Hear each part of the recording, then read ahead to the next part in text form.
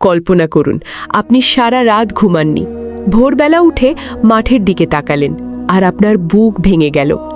যেই ধান ক্ষেত নিয়ে আপনি 6 মাস স্বপ্ন দেখেছিলেন সেটা পানির নিচে তলিয়ে গেছে, একটাও শীষ দেখা যাচ্ছে না, শুধু থই থই পানি। তখন আপনি কি করবেন? আজকের এই গল্পটা শুনুন।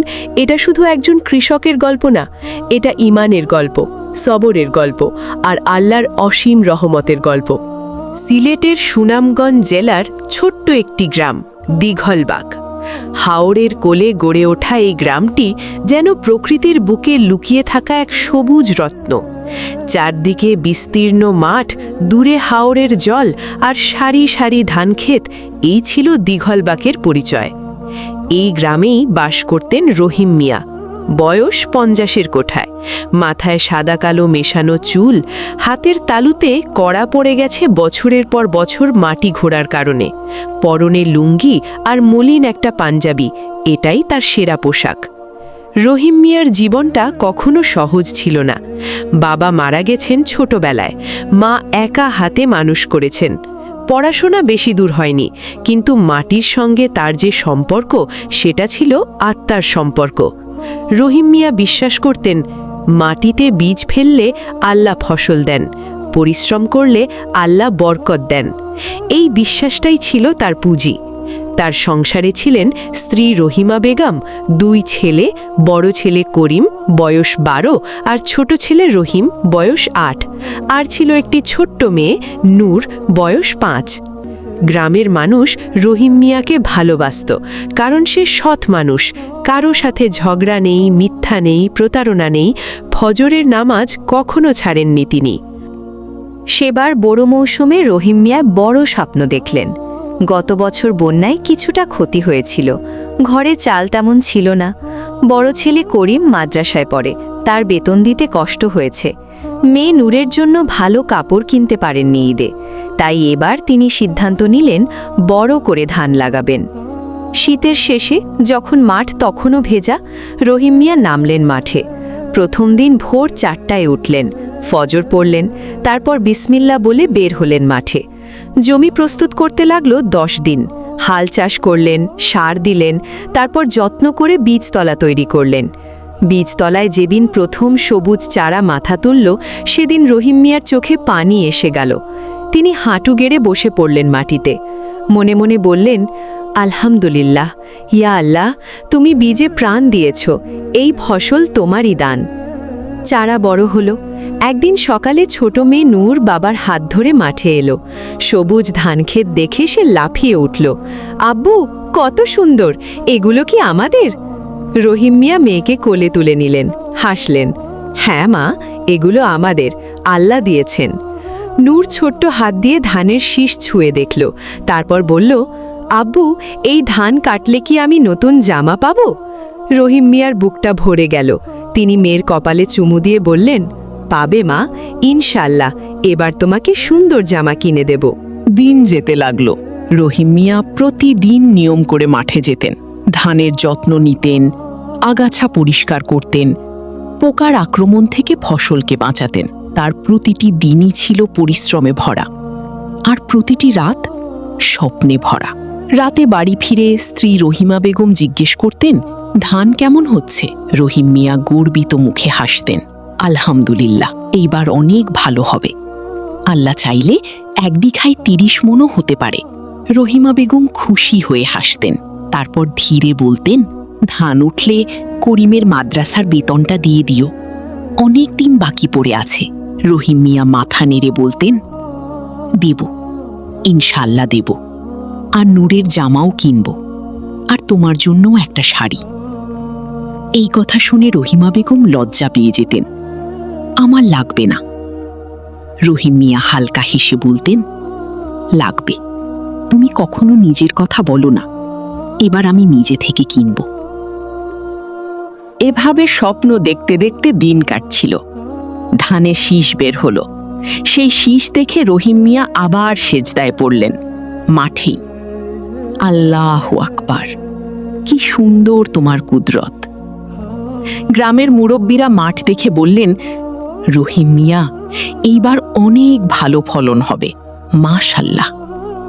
রহিম মিয়া লজ্জার হাসি দিলেন। আর মাত্র 15 দিন, 15 দিন পরই ধান কাটা শুরু হবে। সেদিন সন্ধ্যায় হঠাৎ করেই আকাশ কালো হয়ে গেল। রহিম মিয়া তখনই মাঠ থেকে ফিরেছেন। মাগরিবের নামাজ পড়েই ঘরে বসেছেন। রহিমা বেগম রান্না করছেন। হঠাৎ ঝমঝম করে বৃষ্টি শুরু হলো। প্রথমে মনে হলো সাধারণ বৃষ্টি, কিন্তু সময় যত গড়াতে লাগলো বৃষ্টি আর থামল না। ঝুম ঝুম ঝুম, টিনের চালে বৃষ্টির শব্দ, বাতাসের গর্জন, চারদিকে অন্ধকার। বিদ্যুৎ নেই, ঘরে শুধু হারিকেনের ক্ষীণ আলো। রাত বাড়তে লাগলো, কিন্তু রহিম মিয়ার চোখে ঘুম এলো না। মনে অদ্ভুত একটা অস্বস্তি। রাত প্রায় 12টার দিকে মনে একটা অস্বস্তি। উঠে বসলেন, তাহাজ্জুদের নামাজ পড়লেন, দোয়া করলেন, ইয়া আল্লাহ, আমার ফসল রক্ষা করো, তুমিই রক্ষক। ভোর হলো, বৃষ্টি একটু কমেছে। রহিম মিয়া দ্রুত মাঠের দিকে রওনা দিলেন। যত কাছে গেলেন বুকটা ততই ভারী হতে লাগল। মাঠের কাছে পৌঁছে তিনি থেমে গেলেন। চোখ বিশ্বাস করতে চাইছিল না, সারা মাঠ পানিতে ডুবে গেছে। যেই ধানে সোনালি শীষ বের হয়েছিল মাত্র কদিন আগে, সেই ধান আজ পানির নিচে। শুধু মাথার উপরে আকাশ আর পায়ের নিচে থই থই পানি। রহিম মিয়া সেখানেই দাঁড়িয়ে রইলেন, একটি কথাও বলতে পারলেন না। চোখ দিয়ে অশ্রু গড়িয়ে পড়তে লাগল।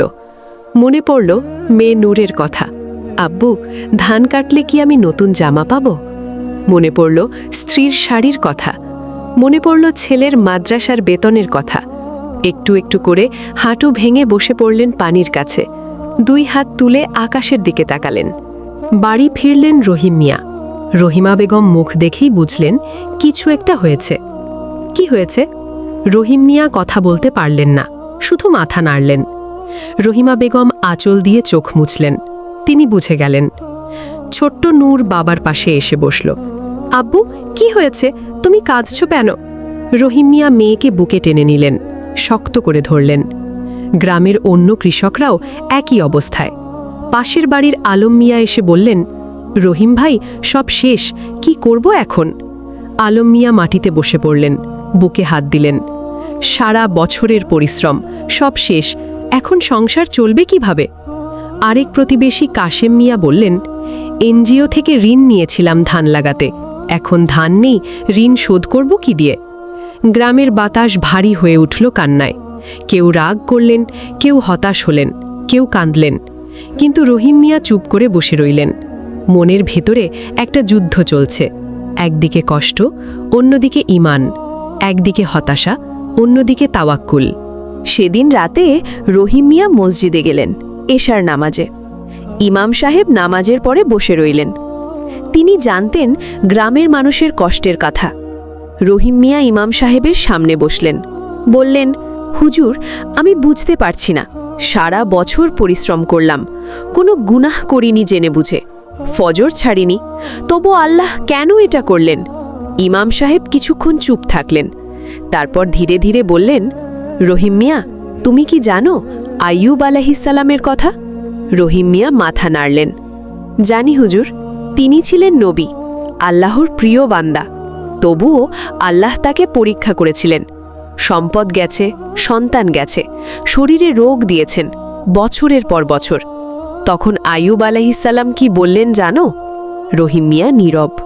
ইমাম সাহেব কুরআনের আয়াত তেলাওয়াত করলেন, ওয়া আইয়ুবা ইদ নাদা রব্বাহু আন্নি মাসসানিয়াদ দুররু ওয়া আনতা আরহামুর রাহিমিন। আর আইয়ুব যখন তিনি তার প্রতিপালককে ডেকে বলেছিলেন, আমাকে কষ্ট স্পর্শ করেছে আর তুমি সর্বশ্রেষ্ঠ দয়ালু। সূরা আম্বিয়া ৮৩। ইমাম সাহেব বললেন, রহিম মিয়া, আইয়ুব আলাইহিসসালাম অভিযোগ করেননি, রাগ করেননি, শুধু আল্লাহর কাছে তার কষ্টের কথা বললেন আর আল্লাহর রহমতের কথা স্বীকার করলেন।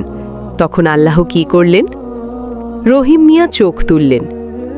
আল্লাহ তাকে মুক্তি দিলেন।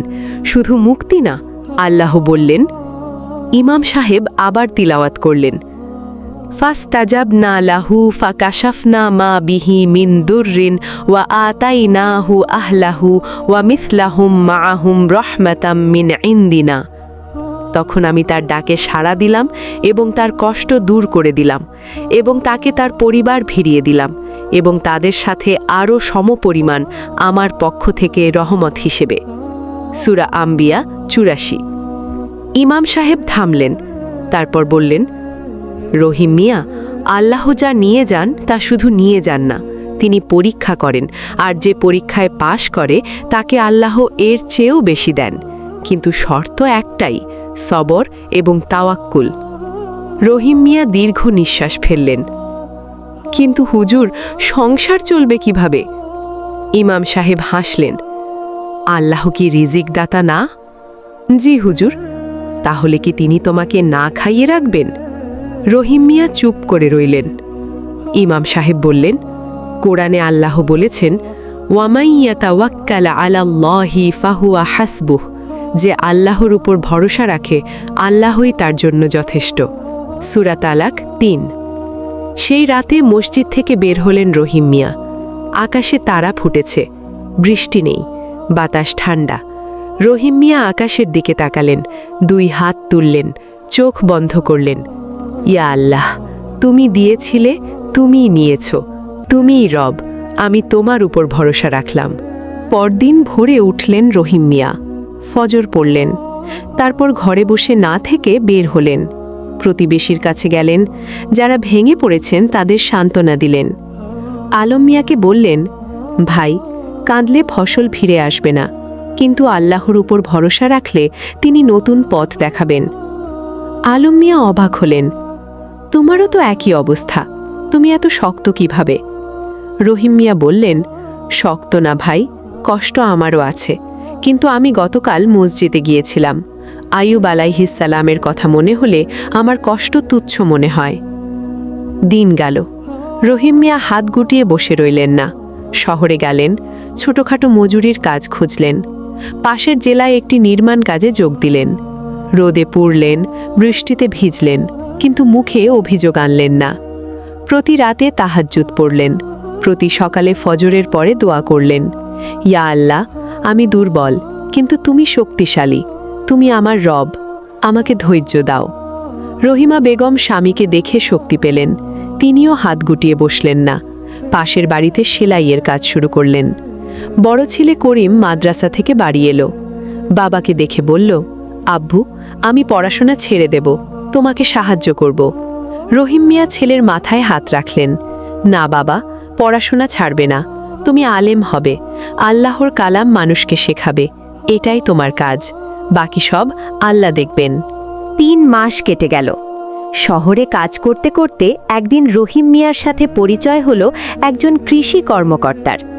লোকটার নাম মাসুদ সাহেব, তিনি সরকারি কৃষি প্রকল্পে কাজ করেন। মাসুদ সাহেব রহিম মিয়াকে বললেন, আপনি কি জানেন সরকার বন্যায় ক্ষতিগ্রস্ত কৃষকদের জন্য বিশেষ প্রণোদনা দিচ্ছে? রহিম মিয়া জানতেন না। মাসুদ সাহেব বললেন, আপনি আবেদন করুন, বিনামূল্যে বীজ, সার এবং কিছু নগদ সহায়তা পাবেন। রহিম মিয়া আবেদন করলেন। কিছুদিন পরে জানলেন তিনি সহায়তা পেয়েছেন। শুধু তিনি না, গ্রামের অনেকেই পেলেন। এরপর আসলো আশ্চর্যের ঘটনা। মাসুদ সাহেব রহিম মিয়াকে ডেকে বললেন, আপনার কথা বলতে বলতে আমি আপনার সম্পর্কে আমার উপরওয়ালাকে জানিয়েছি। তারা একটা প্রস্তাব দিয়েছেন, আমাদের কৃষি প্রকল্পে একজন স্থানীয় কৃষক প্রতিনিধি দরকার, যে গ্রামের কৃষকদের সাথে আমাদের সেতু বন্ধন করবে। আপনি কি রাজি আছেন? রহিম মিয়া অবাক হয়ে গেলেন। আমি তো অশিক্ষিত মানুষ। শিক্ষার চেয়েও বেশি দরকার বিশ্বাসযোগ্যতা, আর আপনার সততার কথা আমি শুনেছি। রহিম মিয়া সেজদায় পড়ে গেলেন, কাঁদলেন। পরবর্তী বছর রহিম মিয়া এখন শুধু কৃষক না, তিনি কৃষি প্রকল্পে কাজ করছেন, গ্রামের কৃষকদের সরকারি সুবিধা পেতে সাহায্য করছেন।